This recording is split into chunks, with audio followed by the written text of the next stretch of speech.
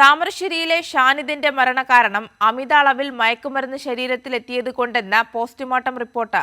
വയറ്റിനുള്ളിൽ 2 കവറുകളിൽ ഒന്നിൽ 9 ഗ്രാം കഞ്ചാവ്, 2 പാക്കറ്റുകളാണ് വയറിനുള്ളിൽ നിന്ന് കണ്ടെത്തിയതെന്നും പോലീസ് പറഞ്ഞു.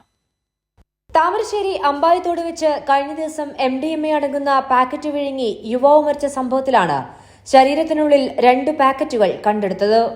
പോസ്റ്റ്മോർട്ടത്തിലാണ് ഒന്നിൽ 9 ഗ്രാം കഞ്ചാവാണെന്ന് സ്ഥിരീകരിച്ചത്.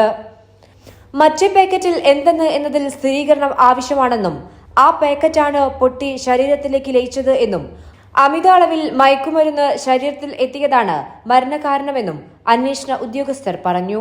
പോസ്റ്റ്മോർട്ടത്തിന്റെ ഭാഗമായി ഡോക്ടർക്ക് കിട്ടിയത് 2 പാക്കറ്റുകളാണ്. ഒന്നിൽ 9 ഗ്രാമോളം കഞ്ചാവാണ്, അത് ഇൻടാക്റ്റ് ആണ്.